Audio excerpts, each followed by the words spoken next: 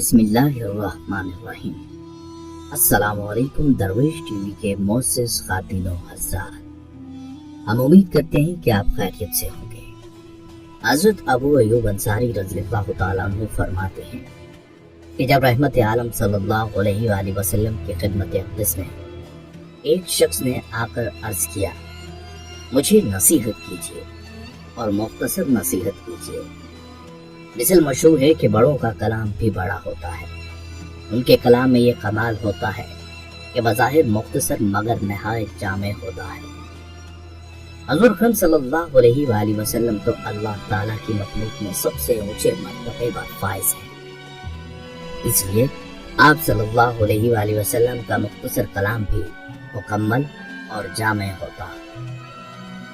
آپ صلی اللہ علیہ وآلہ وسلم بڑے بڑے حقائق مختصر لفظوں میں بیان فرما دیا کرتے تھے، گویا آپ صلی اللہ علیہ وآلہ وسلم کا کلام دریا بقوزہ کا مصداق ہے، دریا بقوزہ کا مصداق ہوتا۔ پھر آپ صلی اللہ علیہ وآلہ وسلم کے کلام میں اختصار کے باوجود تفہیم کی پوری صلاحیت ہوتی تھی۔ حق یہ ہے کہ نوع انسانی نے آپ صلی اللہ علیہ وآلہ وسلم کے کلام سے زیادہ عمومی نفع کا حامل کلام پہلے نہ سنا، نہ بعد میں کبھی سنے گی۔ آپ صلی اللہ علیہ وآلہ وسلم کا کلام تکلف سے پاک اور ہیبت و حلاوت کا گویا سنگم ہوتا۔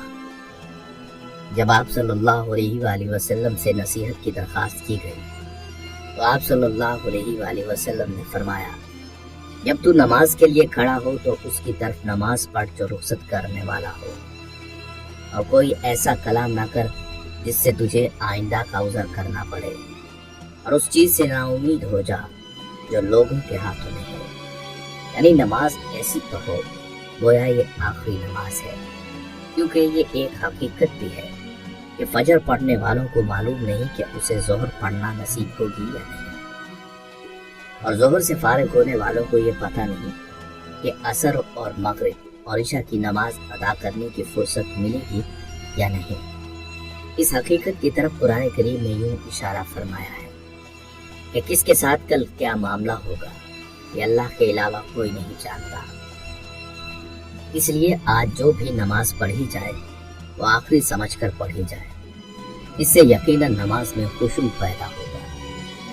دوسرا مطلب یہ ہے کہ جس وقت نماز کے لیے کھڑے ہو تو ماں سوائے اللہ کو بالکل رخصت کر کے ساری توجہ اللہ کی طرف کر لو۔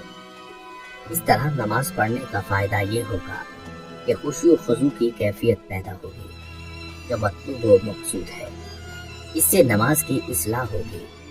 نماز میں خشوع و خضوع پیدا کرنے کا اس سے بہتر علاج کیا ہو سکتا ہے؟ بزرگوں کی تمام تدابیر ایک طرف اور نبی صلی اللہ علیہ وآلہ وسلم کی تعلیم ایک طرف۔ آپ صلی اللہ علیہ وآلہ وسلم نے کتنا نافع علاج تجویز فرمایا، آپ صلی اللہ علیہ وآلہ وسلم کی ہدایت و نصیحت میں کس قدر نافعیت ہے، اندازہ لگائیے۔ سلمان بن عبد الملک ایک مرتبہ حضرت ابو حازم رحمۃ اللہ علیہ کی خدمت میں پہنچے اور سوال کیا کہ حضرت کیا وجہ ہے کہ موت سے ہمیں خوف ہوتا ہے؟ حضرت نے فرمایا، اس لیے کہ تم دنیا کو آباد اور آخرت کو برباد کرتے ہو۔ ظاہری سی بات ہے کہ ہر شخص آبادی سے ویرانی کی جانب جانے سے خوف ہی کرتا ہے۔ سلیمان نے کہا، آپ رحمت اللہ علیہ نے بالکل سچ فرمایا۔ پھر کہا، حضرت ہمیں یہ کیسے معلوم ہوگا کہ رب کریم کے ہاں ہمارا کیا حال ہوگا، یعنی مرنے کے بعد کیا ہوگا؟ حضرت نے فرمایا، اپنی حالت قرآن کریم کے سامنے پیش کرو، تمہیں اللہ کے ہاں اپنا حال معلوم ہو جائے گا۔ قرآن کہتا ہے کہ نیک لوگ یقیناً بڑی نعمتوں میں ہوں گے اور بدکار لوگ ضرور دوزخ میں ہوں گے۔ سلیمان نے کہا، حضرت پھر اللہ کی رحمت کہاں گئی؟ فرمایا، وہ تو نیکوں اور محسنوں کے قریب ہے۔ قرآن پاک میں ہے کہ یقیناً اللہ کی رحمت نیک لوگوں سے قریب ہے۔ نیک لوگ تو اس طرح دربار الہی میں حاضر ہوں گے جیسے برسوں کے بعد سفر سے لوٹنے والا مسافر جب گھر آتا ہے تو خوش ہو کر آتا ہے، اور برے لوگ اس طرح پیش کیے جائیں گے جیسے مدتوں سے بھاگا ہوا مجرم اور غلام جب پکڑا جاتا ہے تو حسرت کنا اور خوف زدہ ہوتا ہے۔ یہ سن کر سلیمان بن عبد الملک رونے لگے۔ اس کے بعد کہا، حضرت آپ نماز کس طرح پڑھتے ہیں؟ فرمایا، جب نماز کا وقت ہوتا ہے تو اولاً جملہ فرائض و سنن اور آداب کی رعایت کے ساتھ کامل اور مکمل وضو کرتا ہوں، پھر قبلہ کی طرف منہ کر کے کعبۃ اللہ کو سامنے، جنت کو دائیں، جہنم کو بائیں، پل صراط کو نیچے، موت کو پیچھے، اور اللہ تعالیٰ کو علیم و خبیر تصور کر کے اس خیال سے نماز پڑھتا ہوں، یہ میری زندگی کی آخری نماز ہے۔ سلیمان نے عرض کیا، حضرت اتنے عرصہ سے آپ اس طرح نماز پڑھتے ہیں؟ فرمایا، الحمدللہ 40 سال سے یہی معمول ہے۔ سلیمان نے کہا، کاش زندگی میں ایک نماز بھی ایسی نصیب ہو جائے تو میں کامیاب ہوں۔ میری زندگی کا مقصد تیرے دین کی سرفرازی ہے، میں اسی لیے مسلمان، میں اسی لیے نمازی۔ دوسری نصیحت یہ فرمائی کہ کوئی ایسا کلام زبان سے نہ نکل جائے جس کی وجہ سے بعد میں شرمندگی ہو۔ اس سے اصلاح اقوال کی طرف رہبری فرمائی گئی، کیونکہ زبان سے نکلی ہوئی بات اور کمان سے نکلا ہوا تیر واپس نہیں ہوتا۔ کیا تیر کو کمان سے چھوڑ کر کمان میں واپس آتے ہوئے کسی نے دیکھا؟ جیسے سوچ سمجھ کر تیر چلایا جاتا ہے، ایسے ہی سوچ سمجھ کر زبان چلائی جائے۔ منقول ہے کہ کسی موقع پر مختلف ممالک کے 4 حکمران جمع ہوئے اور ہر ایک نے ایک ایسی بات کہی گویا ایک ہی کمان سے نکلے ہوئے تیر ہیں۔ پہلے حکمران نے کہا کہ جو بات میں نے کہی نہیں اس پر ندامت نہیں، البتہ کہی ہوئی بات پر کبھی ندامت بھی ہوتی ہے۔ شاہ چین کہنے لگے کہ جو بات میں نے کہی نہیں وہ میرے قابو میں نہیں، مگر جب میں نے کوئی بات کہہ دی تو اب وہ میرے قابو میں نہیں رہی۔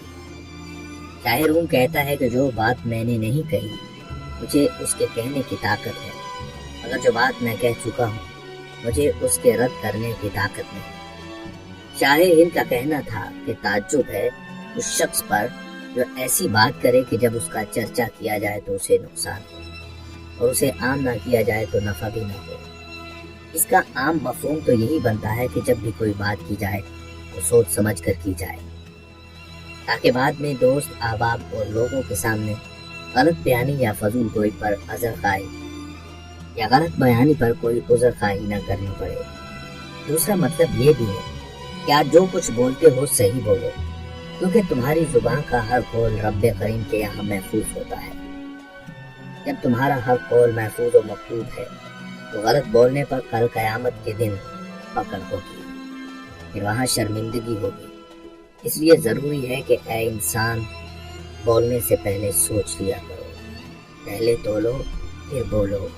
یہ مومن کی علامت ہے کہ مومن سوچ کر بولتا ہے اور منافق بول کر سوچتا ہے۔ تیسری نصیحت میں اخلاق کی اصلاح فرمائی کہ لوگوں کے مال و دولت پر نظر مت رکھو، انہیں ان کی حالت پر چھوڑ دو کہ یہ خوب کھا لیں اور مزے اڑا لیں۔ بس اللہ نے تمہیں حلال طریقے سے کمانے پر جو کچھ دیا ہے اس پر شکر گزار رہو، اسی میں عزت و عافیت ہے۔